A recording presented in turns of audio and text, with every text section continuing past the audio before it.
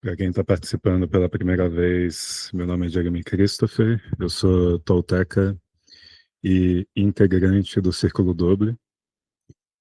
Nós estamos oferecendo esses encontros com aulas e práticas fazem alguns meses, uns 5 meses aproximadamente. Hoje nós vamos começar um estudo da arte da espreita. Nos encontros anteriores do grupo da arte da espreita, a gente veio falando sobre temas que estão relacionados com essa arte, mas sem ter começado ainda a estudar de uma forma mais aprofundada ela. Então, a intenção desse encontro de hoje é a gente começar a entender quais são os fundamentos da arte da espreita. Vamos fazer referência a informações que estão nos livros, buscando trazer uma compreensão prática para elas. E esse encontro, esse estudo dos fundamentos da arte da espreita, ele deve se estender por mais de um encontro. Hoje, nós vamos ver alguns dos princípios da arte da espreita e as disposições dela. Provavelmente, num próximo encontro, estudar os outros princípios dessa arte. E aí o tema deve normalmente seguir também, se estender nos encontros seguintes, onde a gente vai poder aprofundar alguns aspectos do caminho do guerreiro.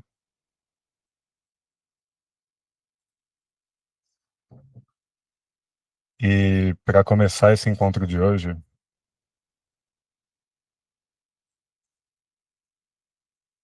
e começar esse estudo da arte da espreita, a gente vai começar pelo primeiríssimo fundamento de todos da arte da espreita. Uma espreitadora, um espreitador espreita a si mesmo, a si mesma, constantemente, com implacabilidade, doçura ou gentileza, astúcia e paciência. Esse é o primeiríssimo dos princípios da arte da espreita.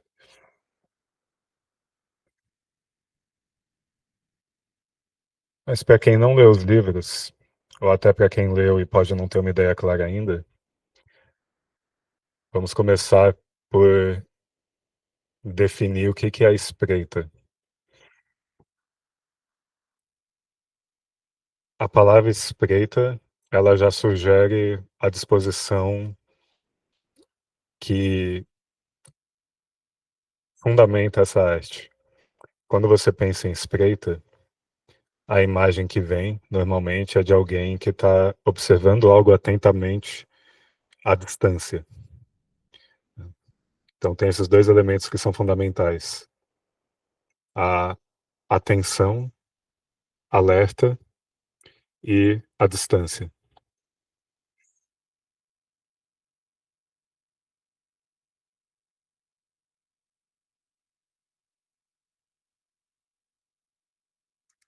Então, espreitar a si mesmo, que é o primeiríssimo princípio da arte da espreita, significa que a gente está se observando com atenção e com distanciamento.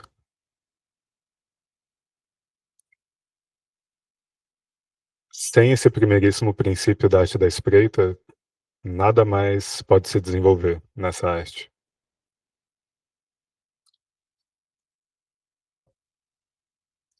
Essa é a base para que qualquer aprendizado, qualquer transformação que possa decorrer da prática da espreita se torne possível.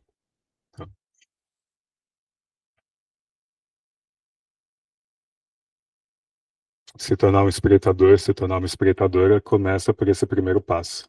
O que isso significa? A gente costuma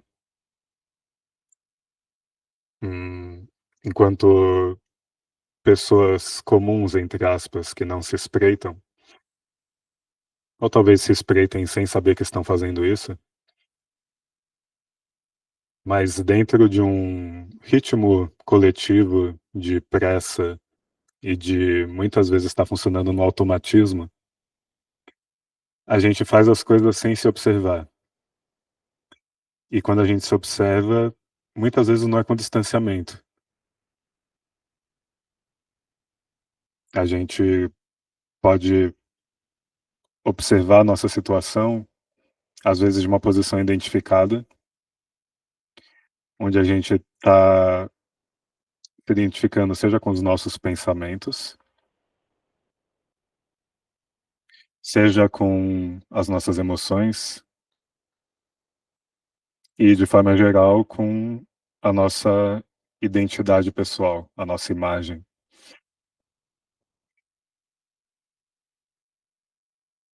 Espreitar no dia a dia significa que a gente primeiro vai buscar se lembrar de se espreitar. No meio dos possíveis automatismos e esquecimentos que vão acontecer, das rotinas. Então, quando a gente está funcionando dentro de uma rotina, a gente não precisa estar perto, porque a gente já está acostumado a fazer aquilo e a gente busca fazer aquilo com velocidade, geralmente, e nessa pressa a gente está pensando em outra coisa, no que a gente vai fazer em seguida, e não está presente naquele momento no que está sendo feito.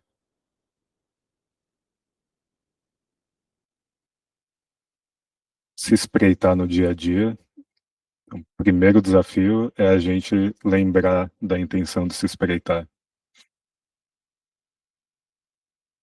Em meio às nossas rotinas e também em meio a situações desafiadoras que saem das nossas rotinas.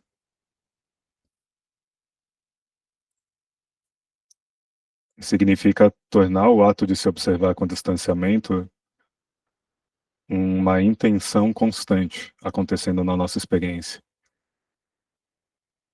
Seja lavando louça, seja subindo e descendo escadas, caminhando na rua, interagindo com outras pessoas,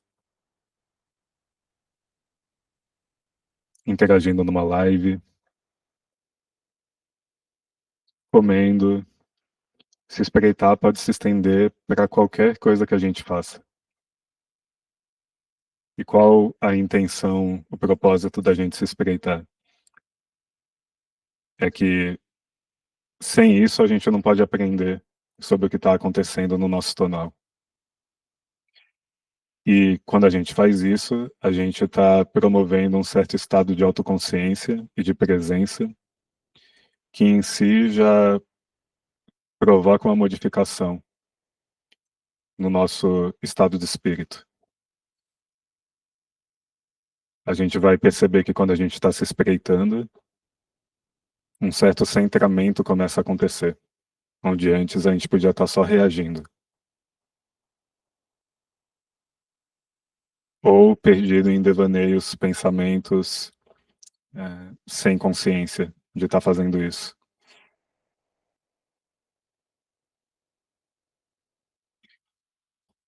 Ou seja, colocar esse primeiro princípio em prática é nesse momento agora mesmo, enquanto está participando dessa live, a gente está se observando.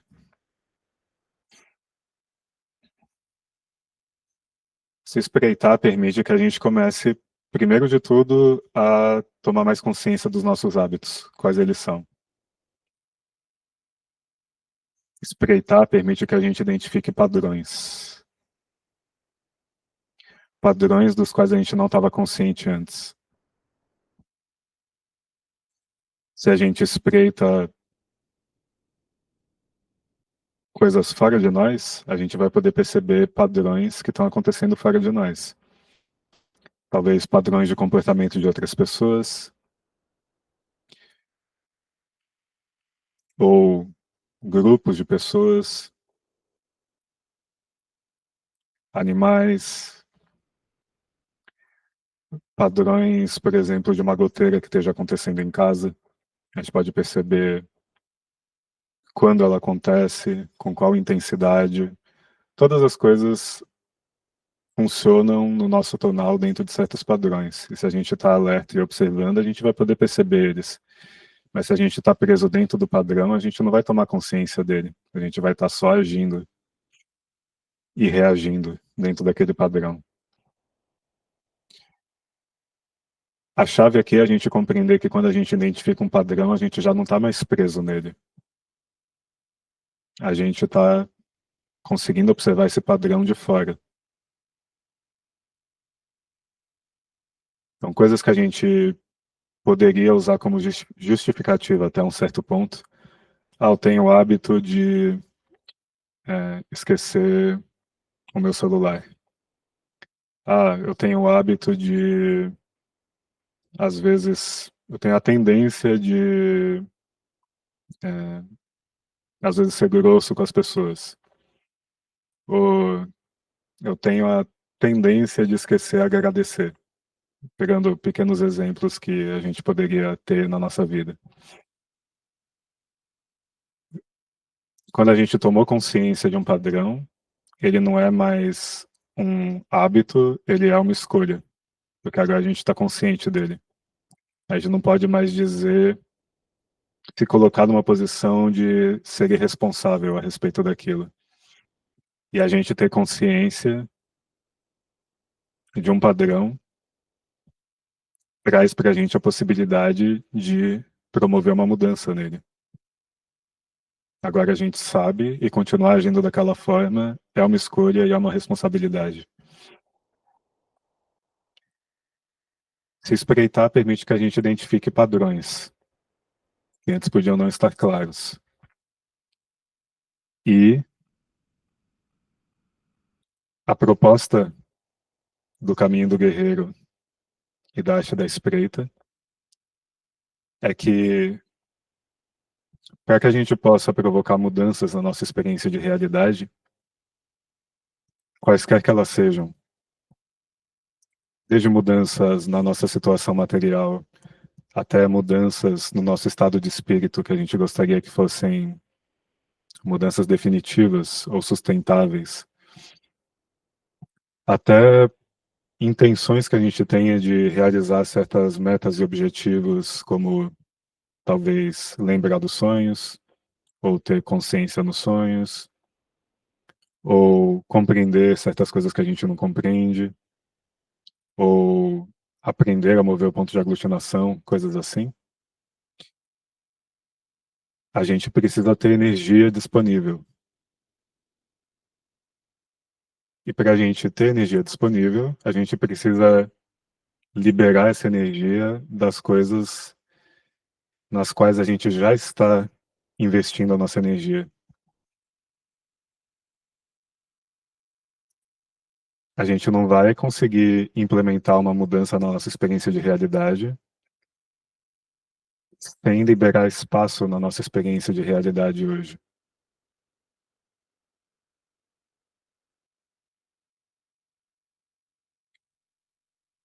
Um exemplo bem cotidiano. Se você quer começar a fazer academia, mas você não libera tempo de nenhuma outra coisa, isso vai ficar só a nível de uma intenção mental. Para que isso possa acontecer na prática, é preciso liberar essa energia de algum lugar. Isso se aplica também às coisas abstratas, a compreensões que a gente quer adquirir e transformações mais amplas que a gente quer realizar na nossa experiência. Então, conectando os pontos. Se espreitar permite que a gente perceba rotinas e padrões. E se a gente quiser realizar mudanças, a gente precisa liberar a energia de certas rotinas e padrões que a gente já está mantendo nesse momento. E que a gente possa perceber que não estão de acordo com o que a gente realmente gostaria. Que não são rotinas essenciais para o nosso bem-estar, para a nossa sobrevivência, mas hábitos que a gente vinha mantendo até então, que podem nem fazer mais sentido para a gente, ou que a gente possa vir a perceber que eles não fazem mais sentido de serem mantidos. E o que se propõe dentro do conhecimento tolteca é que a maior parte de energia gasta desnecessariamente na nossa vida vem da defesa da importância pessoal.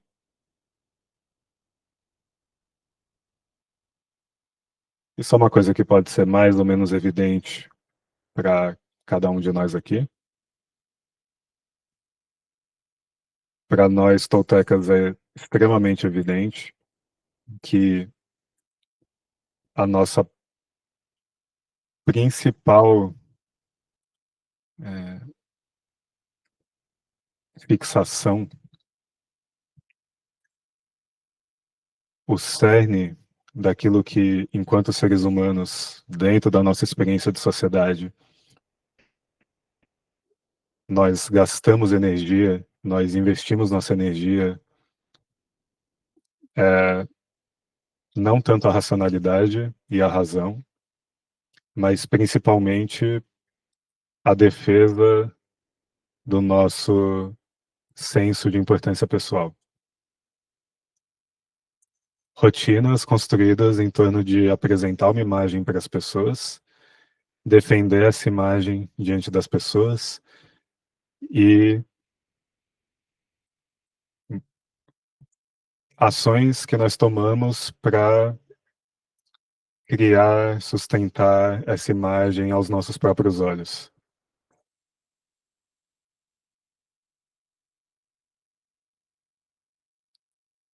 E nisso se inclui uma quantidade enorme de diálogo interno, onde o foco principal desse diálogo, se a gente relativizar o aspecto mais superficial dele, é defender a nossa própria imagem, seja com relação a coisas que aconteceram no passado, seja com relação a coisas que podem acontecer no futuro, que as pessoas vão achar de nós se nós fizermos certas coisas, seja de preocupações com o que as pessoas estão pensando de nós agora, e até suposições do que as pessoas podem estar pensando de nós agora, que elas talvez nem estejam pensando. Então, muito do nosso diálogo interno se gasta em torno de defender essa autoimagem. Ah, porque aquele dia que tal pessoa fez aquilo comigo, ela não tinha o direito de fazer aquilo, porque eu sou uma pessoa assim, assim, assado, uma pessoa tão boa com ela, e aquela pessoa foi assim comigo, e eu... Nananana. Então, essa constante sustentação da nossa autoimagem, esse constante polimento dela, envolve um investimento muito grande de energia.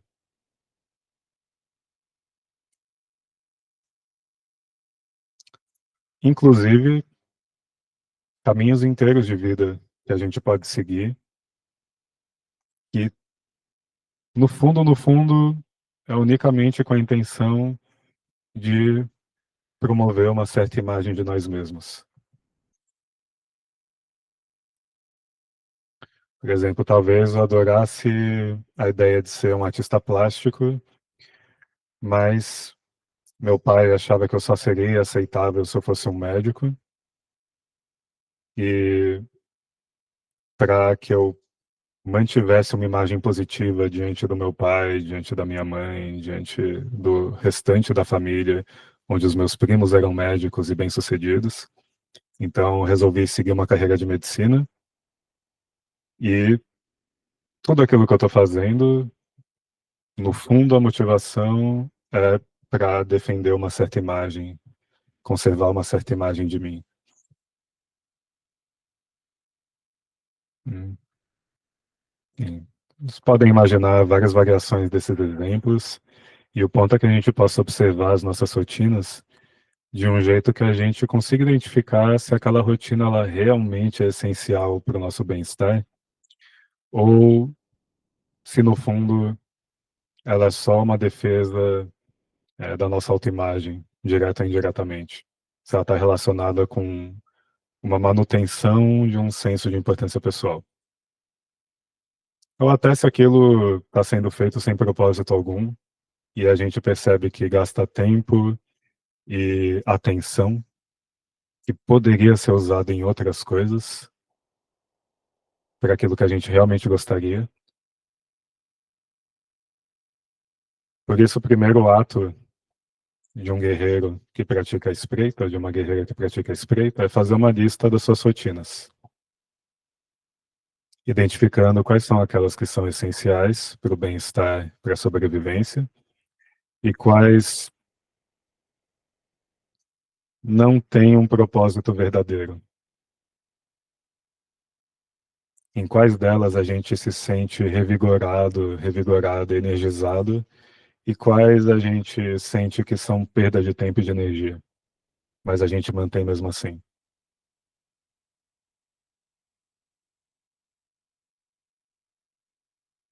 Para fazer isso, a gente precisa se espreitar, porque tem certas rotinas que a gente pode não estar consciente delas. Como, por exemplo, muitas vezes a gente não tem consciência da rotina do diálogo interno, em torno da importância pessoal. E a gente pode perceber que é uma rotina infrutífera, mas que muitas vezes envolve quantidades enormes de energia.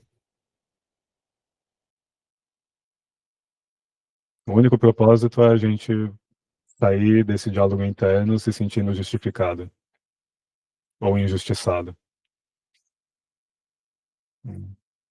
Merecedor, merecedora de condições melhores, de tratamentos melhores.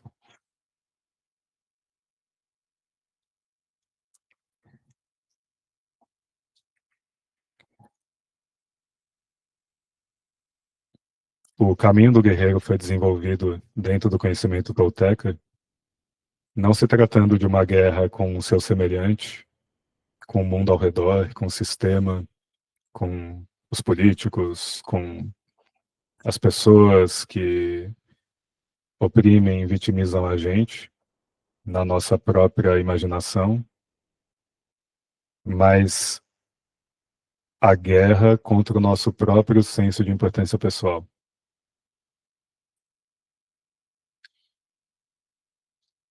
Os toltecas entendem que sem importância pessoal a gente se tornaria invulnerável. Que grande parte das ofensas que a gente sofre, entre aspas, na nossa vida, voluntária ou involuntariamente, das outras pessoas, das situações, acontecem apenas porque a gente foi ensinado não só a ter, mas a defender e a buscar amplificar o nosso senso de importância pessoal.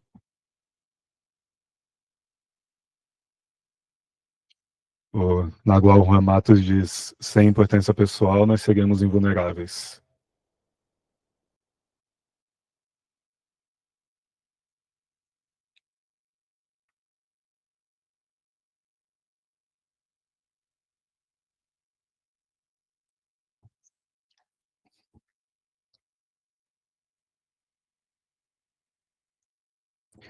Mas nós somos ensinados dentro da sociedade que se nós não nos dermos importância, ninguém vai dar.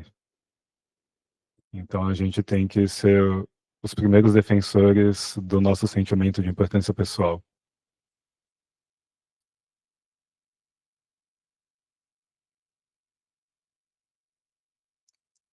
Já os toltecas entenderam, no momento em que aconteceram as invasões dos europeus, e que a única alternativa que os toltecas tiveram naquele contexto de sobrevivência era deixarem completamente o seu senso de importância pessoal de lado, porque qualquer ofensa poderia significar vida ou morte, né, uma questão de vida ou morte. É, eles poderiam ser mortos por qualquer descontrole que acontecesse.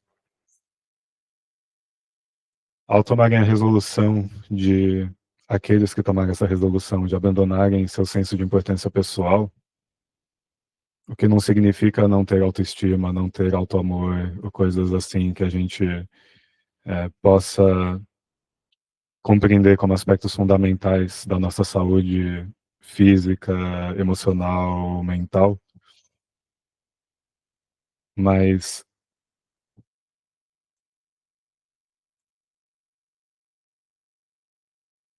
não nos sentirmos mais importantes do que o resto da existência.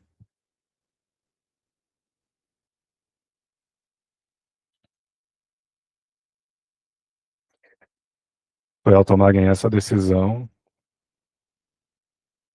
naquele contexto em que aquilo era o único caminho viável e se desenvolveu a arte da espreita dentro do conhecimento tolteca, e que os videntes redescobriram a possibilidade da liberdade total, e que desenvolveram todo esse conjunto de práticas, né? E que ficou evidente para eles que seus antecessores e aqueles que foram derrotados e mortos naquele contexto tinham se perdido em um certo senso de engrandecimento do seu senso de importância.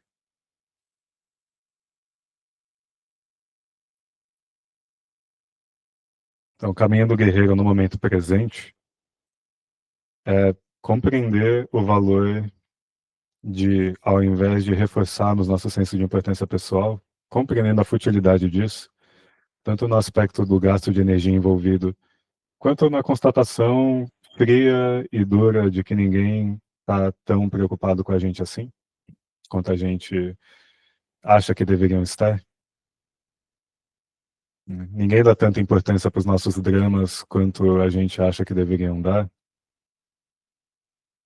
Tá todo mundo preocupado coletivamente, em geral, com seu próprio senso de importância pessoal. Poder perceber a liberdade que se abre da gente, ao invés de continuar alimentando e reforçando isso, e vivendo refém da imagem que as pessoas vão ter de nós, seja fazendo as coisas em função do que as pessoas vão achar de nós e buscar segurança no olhar dos outros, o que o Nagual Ramato sugere é que a gente troque essa intenção pela intenção da impecabilidade, que é fazermos o melhor aos nossos próprios olhos, ao invés de buscar a confiança no olhar dos outros.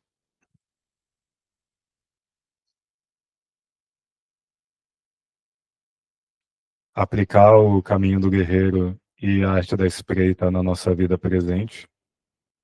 Então, é compreender que, primeiro de tudo, a energia que a gente vai poder liberar ao reduzir o investimento em rotinas em torno da nossa importância pessoal vai ser energia que vai possibilitar que a gente faça todas as mudanças que a gente gostaria de poder fazer. Essa energia precisa vir de algum lugar, e se a gente puder libertar essa energia daquilo que é o maior gasto em geral de energia na vida de uma pessoa,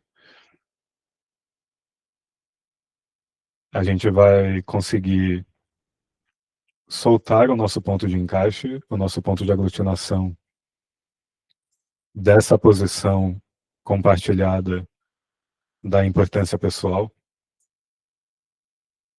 e recuperar a possibilidade de ver o mundo através de outras perspectivas e outros olhos, de poder sonhar com mais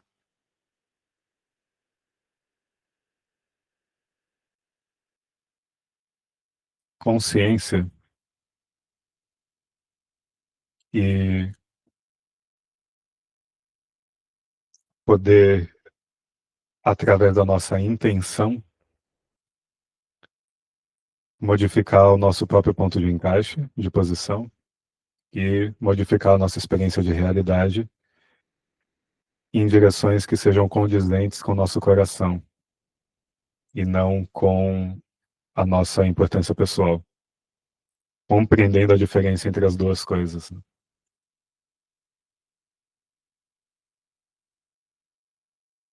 A importância pessoal é em função do que os outros vão achar de nós, não passa pelo filtro do nosso coração, passa pela validação externa que a gente vai obter através daqueles comportamentos, enquanto que mudanças que estejam vindo do nosso caminho de coração já não vão importar tanto o que os outros vão achar de nós, porque a gente está obtendo felicidade, alegria, bem-estar na própria ação que a gente se propõe a fazer, na própria mudança que a gente se propõe a fazer.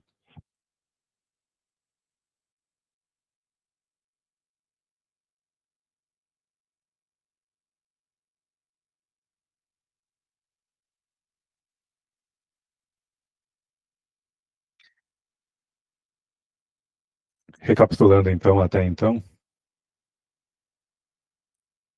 primeiríssimo princípio da espreita, a gente se espreitar constantemente. A gente vai poder identificar melhor rotinas dessa forma, hábitos. A gente vai poder ter uma escolha consciente de deixar esses hábitos para trás. E essa energia livre vai poder ser usada para que a gente possa acessar novas possibilidades. Possibilidades que estão relacionadas com o nosso caminho de coração, que a gente já sabe que gostaria de poder fazer, mas não encontra energia para fazer essas coisas. Assim como também as possibilidades que são propostas dentro do caminho tolteca, como possibilidades que estão ao nosso alcance enquanto seres humanos, mas que não costumam ser conscientemente notadas por nós. Nós não nos damos deliberadamente conta dessas possibilidades que estão ao nosso alcance.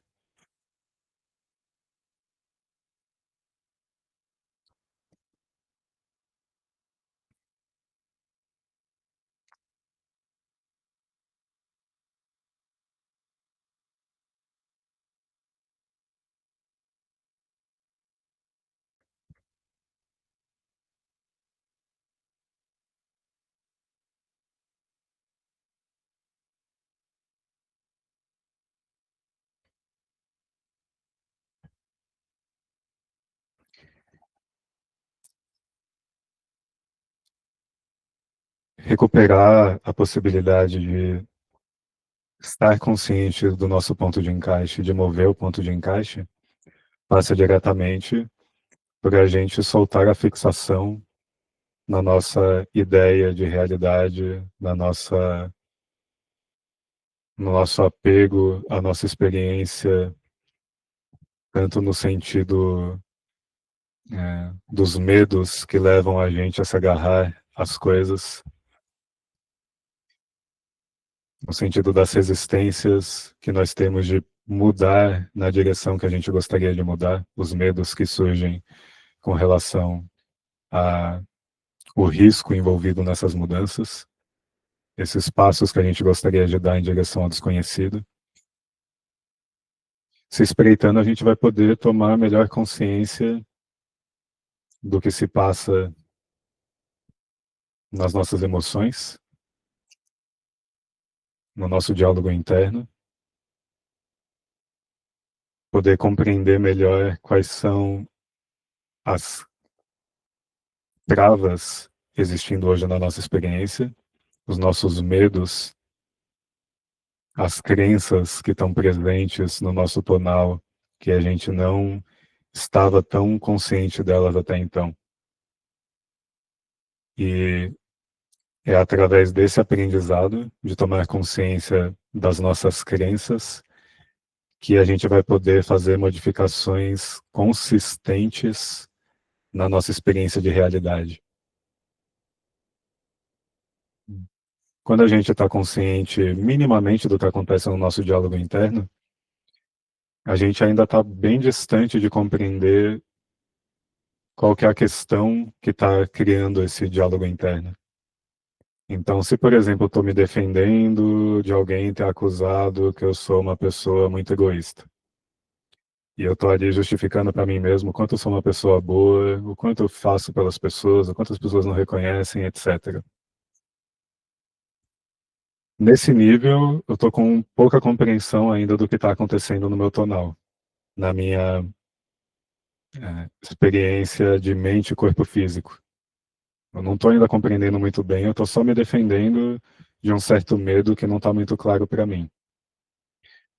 Se eu observo as minhas emoções, eu vou poder perceber que existe um medo relacionado com a ideia de eu ser egoísta. Talvez um sentimento de culpa que seja doloroso, que eu esteja tentando fugir dele através desse diálogo interno, evitando sentir isso e justificando para mim mesmo que eu não sou assim. Que eu posso observar bem as minhas emoções, eu posso espreitar e compreender melhor quais são as crenças que estão por trás dessas emoções. O que eu estou acreditando que está gerando essas emoções. Eu vou poder perceber que provavelmente eu mesmo já acredito que eu sou egoísta, e é por isso que eu estou me sentindo incomodado com essa ideia que a pessoa sugeriu para mim, de que eu agi de um jeito egoísta com ela. Eu posso estar me julgando por me sentir egoísta, eu não deveria ser assim. Eu posso ter um medo relacionado a me permitir fazer as coisas que eu realmente gostaria de fazer, sem autorização das outras pessoas, ou de abrir mão de certos compromissos que eu possa ter, que estão relacionados com eu me sentir uma boa pessoa, generosa, mas esses compromissos não são o que eu realmente gostaria de estar fazendo, e o medo de que se eu largar eles, as pessoas vão me julgar por isso.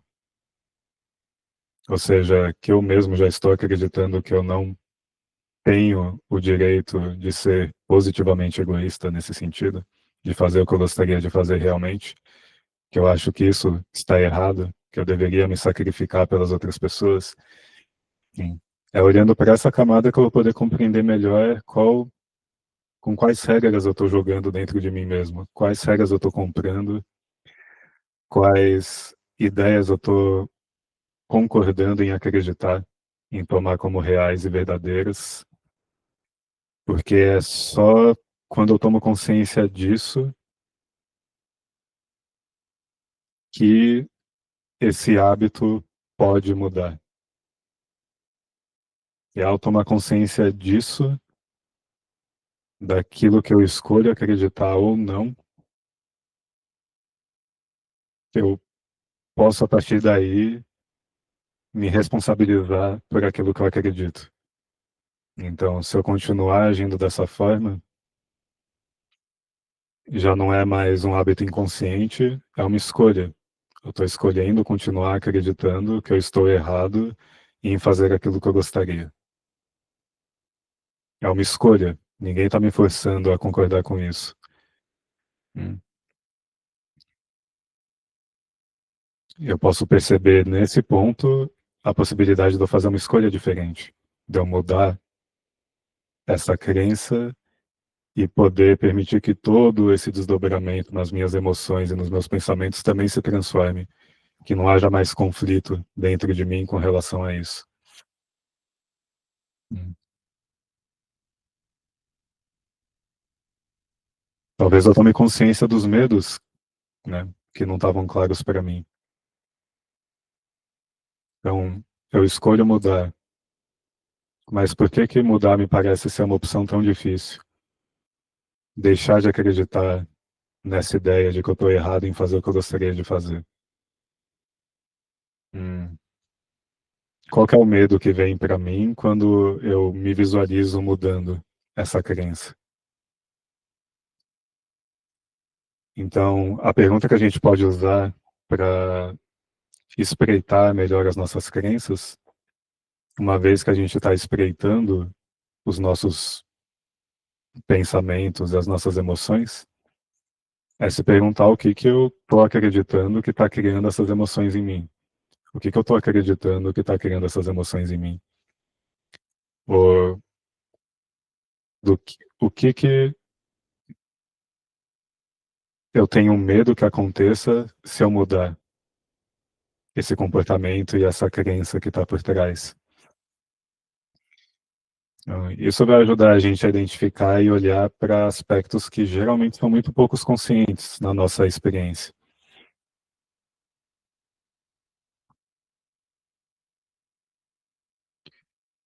E é se espreitando que a gente vai poder aprender nessas situações. E é principalmente nas relações que a gente vai poder aprender sobre isso.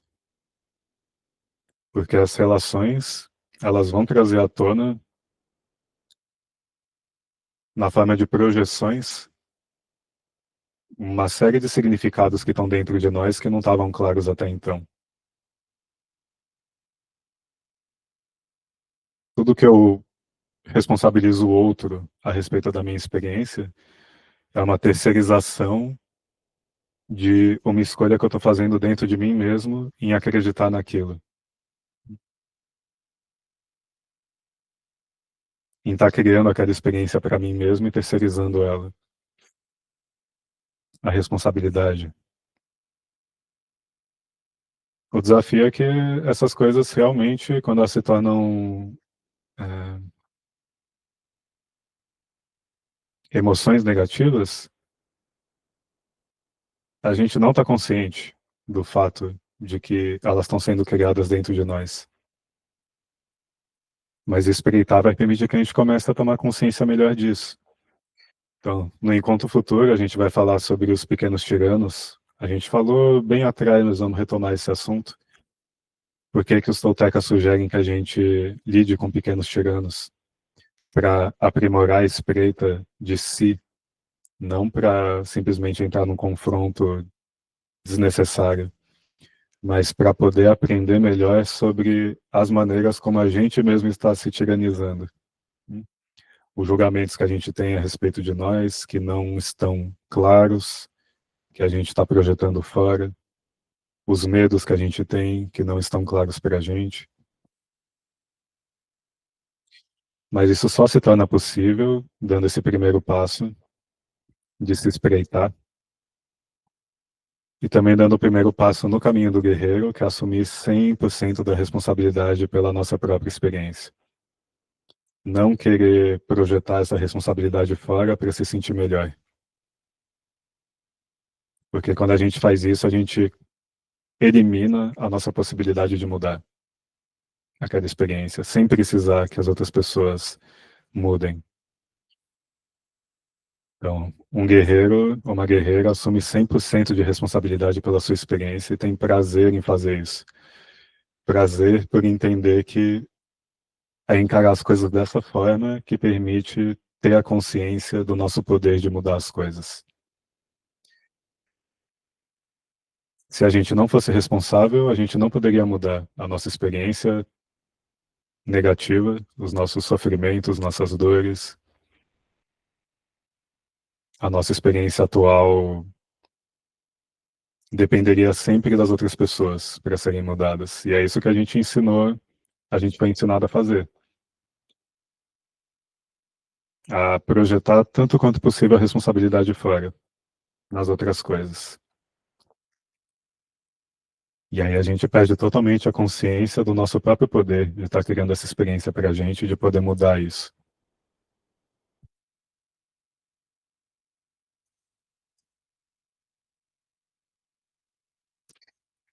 Na arte da espreita,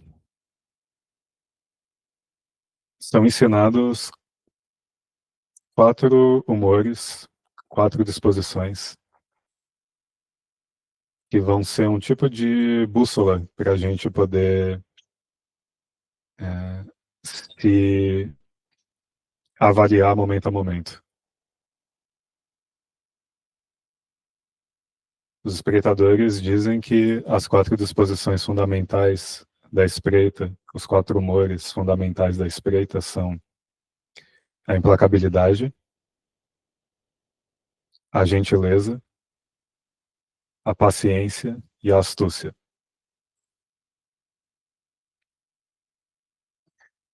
Esses 4 humores são estados de espírito em si.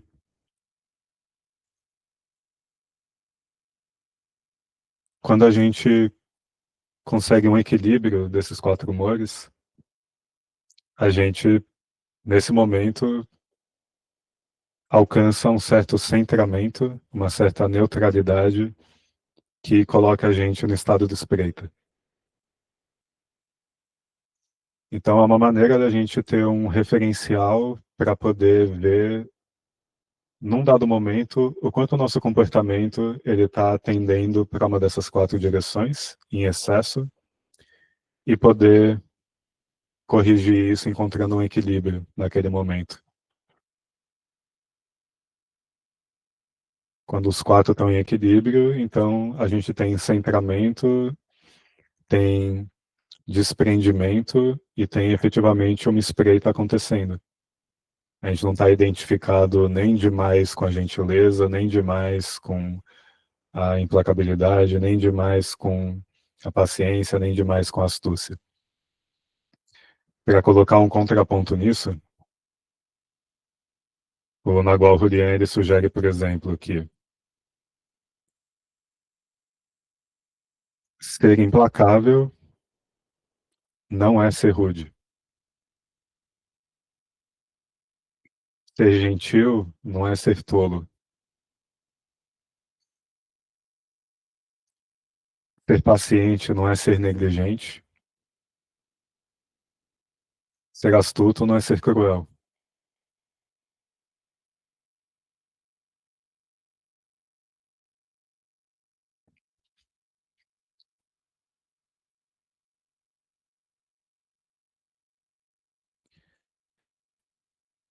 Quando a gente encontra esse equilíbrio em cada uma dessas disposições, aí a gente está efetivamente espreitando e não só se entregando inconscientemente a um comportamento. Então, se eu percebo que numa dada situação eu estou sendo gentil demais, a ponto da, de estar fazendo um papel de tolo, não no sentido de estar preocupado com o nosso ego, mas de não estar colocando limites necessários naquela experiência, porque as pessoas estão atropelando os meus limites, então eu vou saber claramente que eu não estou espreitando naquele momento. E eu vou precisar de uma dose de astúcia, implacabilidade e paciência para equilibrar esse comportamento, para poder recuperar um centro de força na minha experiência naquele momento. Se eu estou achando que ser implacável é ser rude, é ser grosseiro com as outras pessoas, então também, ao me dar conta disso, eu vou poder perceber que eu não estou espreitando. Eu estou só me entregando a uma grosseria.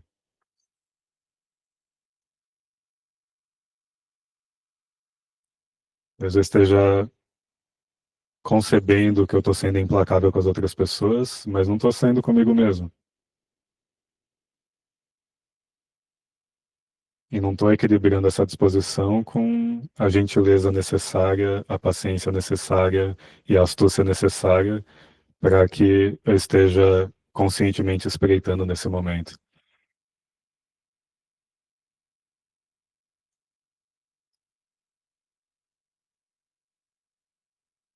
Mesma coisa com a paciência. Se eu estiver achando que a paciência é ser negligente, é, estar entregue a uma disposição de inatividade a ponto de não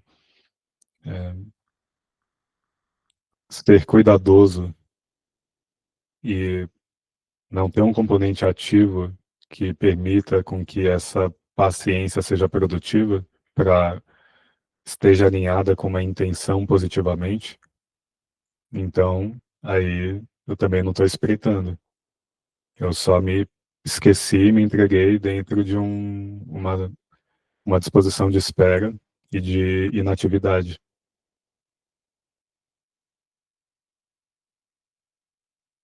E se eu estou sendo astuto demais, entre aspas, querendo é, ganhar vantagem em tudo e todos, e não me preocupando com realmente com as outras pessoas num sentido consciente, é, a ponto de poder ser cruel nas situações para obter vantagens para mim, então eu também não estou espreitando. A gente vai poder ver que cada uma dessas entregas, se a gente observar com cuidado, elas estão vindo de certas crenças e certos medos que estão no nosso tonal. E aí, se responsabilizar vai vir imediatamente com uma disposição da gente se espreitar para entender o que está acontecendo. O que está por trás desse comportamento?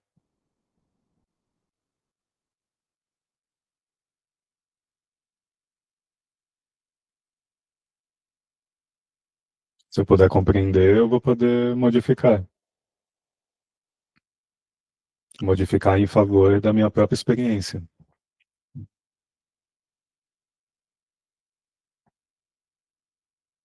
De não precisar mais sofrer inconscientemente com aquele comportamento,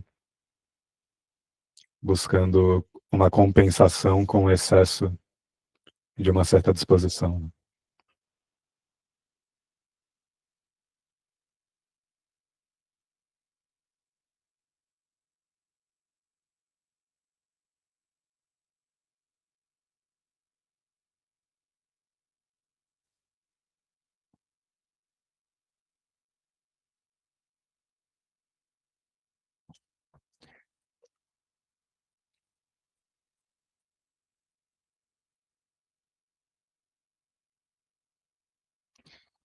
Todas essas quatro disposições são estados de espírito que, na arte da espreita, a gente pode aprender a aprimorar elas conscientemente.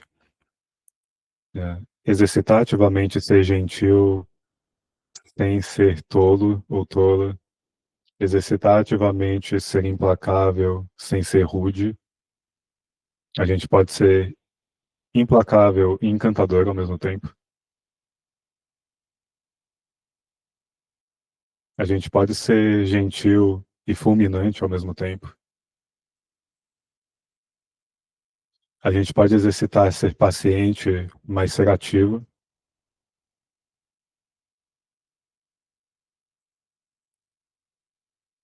A gente pode exercitar ser astuto sem ser cruel.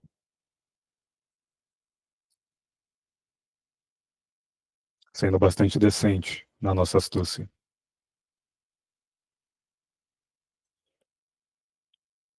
E ao se familiarizar com esses estados de espírito, a gente vai poder manejar mais conscientemente o nosso ponto de encaixe também, a nossa percepção, de acordo com as situações. Situações que exijam que a gente seja um pouco mais implacável, mais gentil. Esses estados de espírito são também vetores que a gente pode mover o nosso ponto de encaixe para certas disposições diferentes a partir desse movimento. Mas a gente vai falar disso mais em próximos encontros, sobre o movimento do ponto de encaixe, retomando esse assunto do movimento do ponto de encaixe dentro da arte da espreita.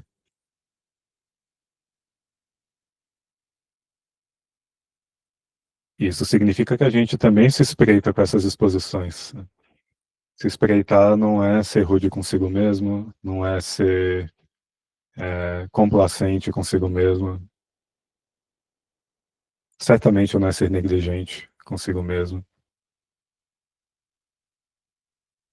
também não é ser cruel consigo mesmo.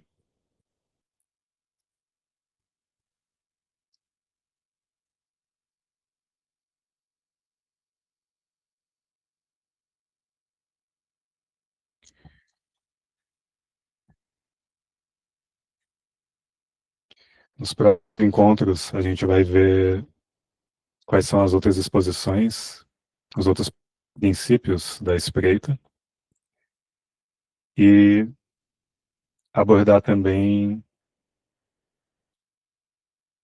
o aspecto da espreita como uma arte de mover o nosso ponto de encaixe, de criar disfarces. O que que significa criar disfarces dentro do conhecimento tolteca?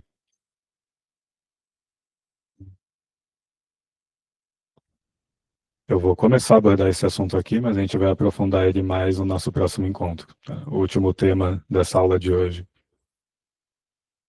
Depois a gente vai ter a sessão de perguntas e respostas no final. Também uma prática de passes mágicos, para quem quiser participar.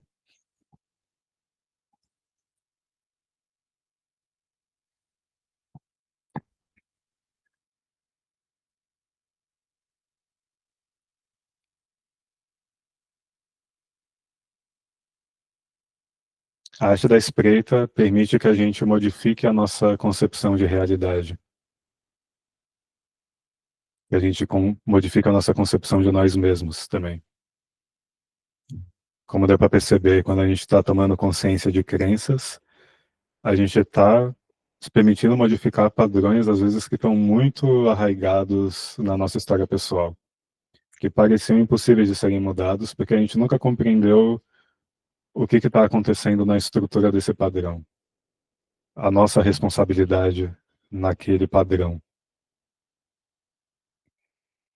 que pode ter se refletido numa série de experiências negativas, ao ponto da gente acreditar que aquilo é um tipo de karma, um sentido comum, de fardo na nossa vida, algo que é parte de quem nós somos, e não compreender que aquilo começou em algum ponto quando a gente começou a acreditar em alguma coisa a nosso respeito. Talvez a gente nem lembre.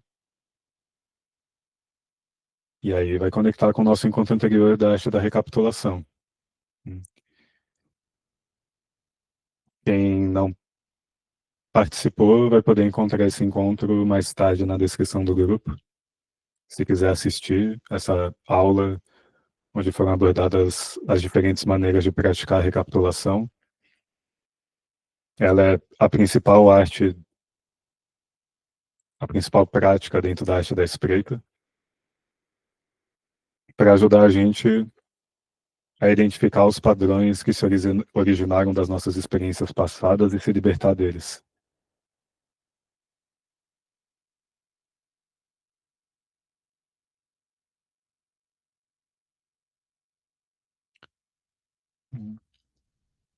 Permitindo muitas vezes que a gente identifique qual foi o primeiro momento que aquele padrão começou, aquela crença começou, ou simplesmente percebendo mais claramente esse padrão determinado se repetindo ao longo da vida em diferentes experiências, ajudando a gente a ver a nossa responsabilidade nisso e a nossa escolha em estar se percebendo de uma certa forma e sentindo de uma certa forma que se conectou com esse padrão e criou esse padrão e sustentou esse padrão.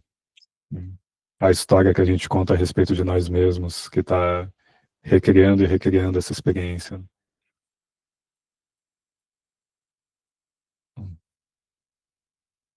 Ao a gente identificar mais e mais padrões e se libertar deles, a gente vai adquirindo mais sobriedade, mais equilíbrio emocional, mais silêncio espontâneo, porque menos diálogo interno girando em torno dessas questões, já que a gente não precisa mais lutar contra elas, a gente já não está mais criando elas, resistindo a elas.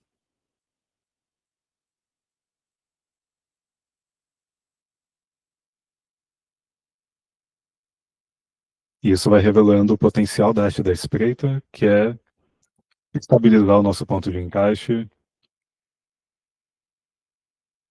promovendo lucidez. Não é fixar dentro de uma identificação com uma certa história, com certos hábitos onde a gente perde a nossa consciência, mas trazer centramento, sobriedade equilíbrio para a nossa energia, espontaneamente, sem a gente precisar necessariamente parar para meditar e parar para respirar e encontrar um pequeno oásis de bem-estar no meio de um dia que pode ser muito corrido e cheio de preocupações, mas como algo que vai se tornando um estado de espírito natural, que vai se estendendo para todas as coisas. Quanto mais a gente se espreita, aprende sobre as nossas crenças e limpa o nosso tonal delas, da importância que a gente está dando àquelas crenças, da escolha de concordar com elas,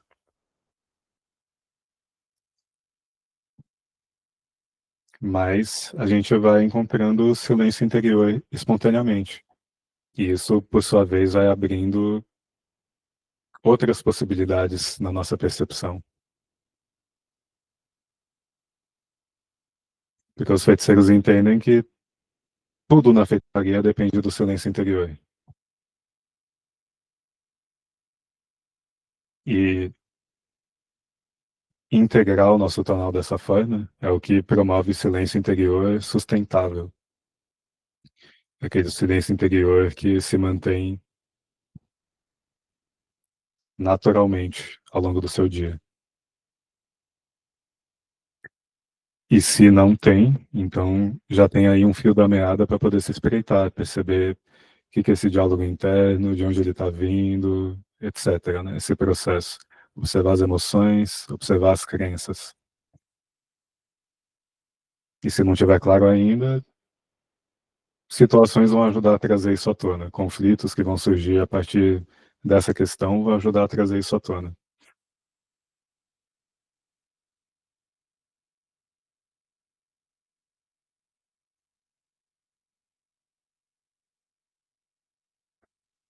Então, a arte da espreita vai promovendo pequenas mudanças no nosso ponto de aglutinação. Pequenas mudanças e mudanças consistentes.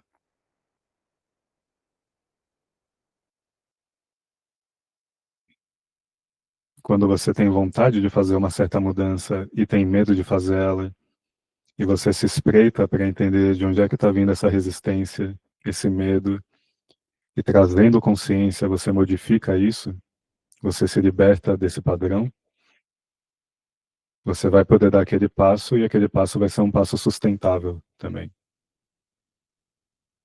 Qualquer que seja o movimento.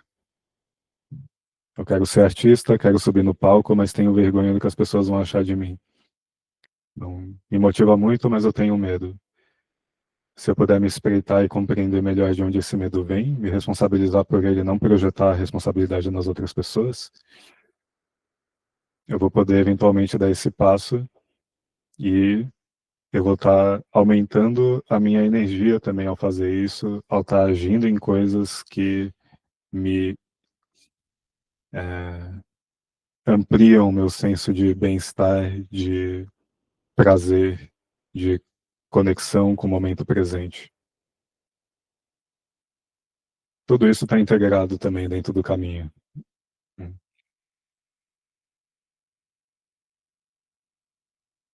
Agora, um aspecto que então a gente vai começar a explorar na sequência desse encontro para o próximo da arte da espreita, que é chamado a arte de criar disfarces, ou de manter disfarces,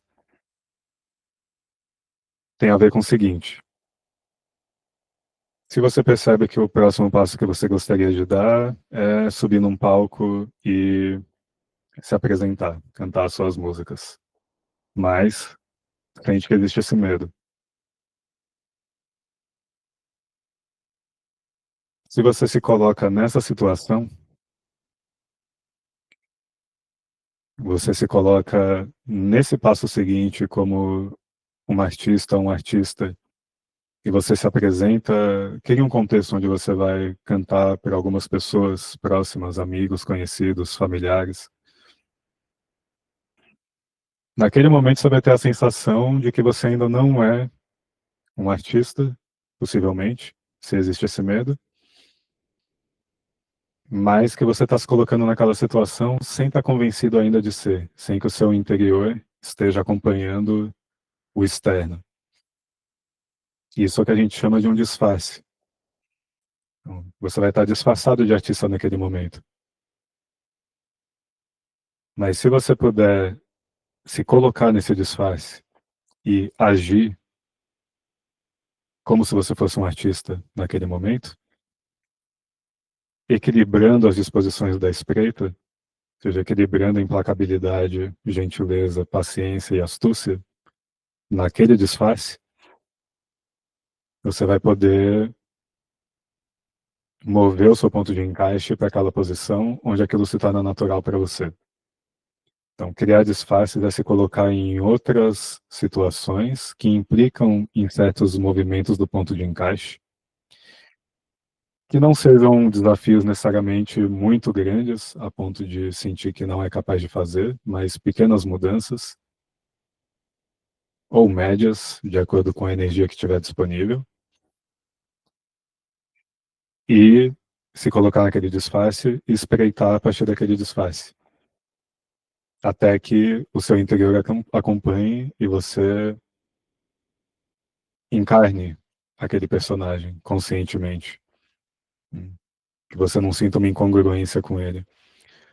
Os videntes percebem que quando a gente adota hábitos diferentes, isso causa um tremor no nosso ponto de encaixe. E que se a gente mantém aqueles hábitos por tempo suficiente, o ponto de encaixe se move.